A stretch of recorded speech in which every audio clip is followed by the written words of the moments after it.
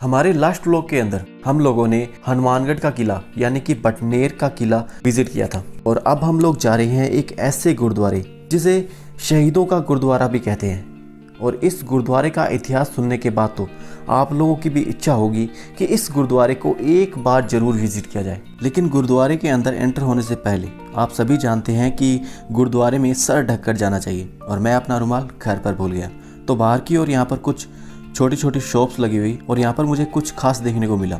वो था कि यहाँ पर सिख धर्म के अलावा दूसरे धर्म के देवी देवताओं की फ़ोटोज़ और दूसरी चीज़ें आपको यहाँ पर देखने को मिलेगी, जो कि काफ़ी अच्छी लगी मुझे। और इसके बाद बाहर शॉप से मैंने रुमाल ख़रीदा और सीधा एंटर किया इस गुरुद्वारे के अंदर। और इस गुरुद्वारे का नाम है शहीद बाबा सुक्खा सिंह मेहताब सिंह गुरुद्वारा। और यह गुरुद्वारा शहर के बीचों बीच बना हुआ है, तो इस गुरुद्वारे को विज़िट करना बहुत आसान है। और अभी मैं इस गुरुद्वारे के अंदर पहुंच गया हूं, तो आप इस गुरुद्वारे के व्यू को एंजॉय कीजिए, तब तक मैं गुरुद्वारे के दर्शन कर देता हूं।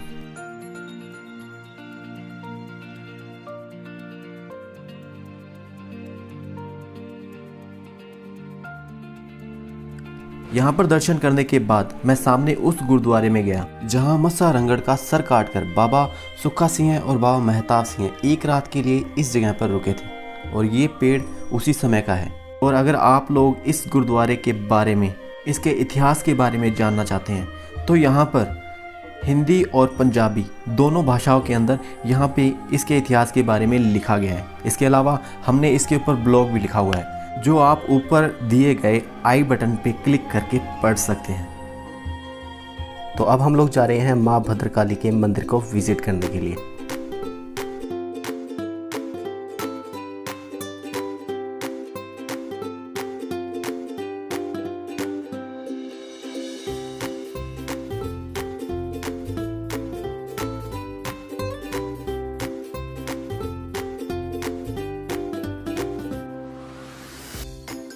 हनुमानगढ़ शहर में बटनेर के बाद अगर किसी दूसरी जगह को सबसे ज़्यादा विजिट किया जाता है तो वो है ये भद्रकाली मंदिर, जो कि हनुमानगढ़ से 7 किलोमीटर दूरी पर स्थित है। और इसके लिए आपको हनुमानगढ़ के बस स्टैंड या रेलवे स्टेशन से ऑटो या टैक्सी आसानी से मिल जाती है, तो आप लोगों के लिए विज़िट करना ये बहुत आसान हो जाता है। और यहाँ पर पहुँचते ही ये कोरोना टाइम के बाद बहुत लंबे समय के बाद मैंने इतनी भीड़ देखी है,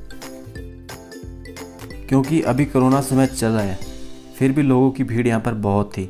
और मैंने यहाँ के शॉपकीपर और दूसरे जो स्थानीय लोगों से बातचीत की तो उन्होंने मुझे बताया कि अभी ये भीड़ कुछ भी नहीं है। कोरोना समय से पहले यहाँ पर इतनी भीड़ हुआ करती थी कि मंदिर के अंदर पैर रखने के लिए भी जगह नहीं थी।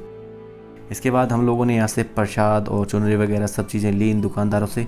इसके बाद मैं और कमलेश भाई दोनों निकल पड़े मंदिर की ओर। ये जो सामने देख रहे हैं ये मेरे ब्रदर कमलेश भाई हैं।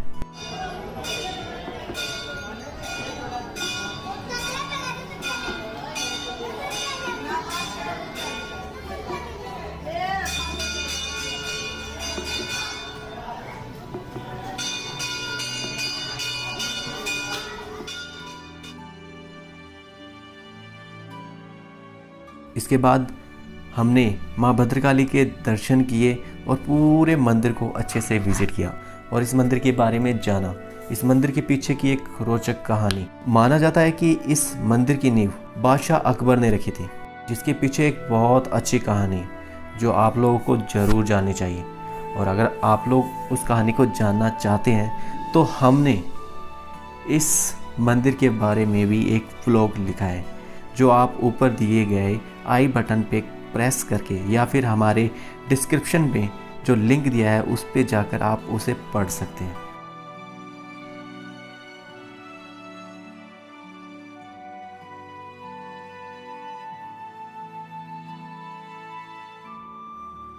इसके बाद हम लोग मंदिर से बाहर निकले और यहाँ की जो शॉप्स है वहाँ से घर के लिए कुछ चीज़ें खरीदी। और ये जो आप अभी देख रहे हैं ये गग्गर नदी है, जिसे प्राचीन में सरस्वती नदी कहते थे। और जो अभी क्षेत्रीय यहाँ के लोग हैं, जो यहाँ के निकटतम जो लोग रहते हैं, वो इसे नाली के नाम से पुकारते हैं। अभी ये नाली बिल्कुल सूखी पड़ी है क्योंकि ये नदी पूर्ण रूप से बरसाती नदी है और बारिश के समय ये रास्ता पानी से भर जाता है। तब लोग यहाँ पर इस मंदिर को विजिट करने के लिए बोट से आते हैं। वैसे इस मंदिर को एक मान्यता है कि अगर कोई भी यहाँ पर सच्चे मन से कोई भी मन्नत मांगता है तो माँ भद्रकाली उसकी इच्छा को कंप्लीट करती है।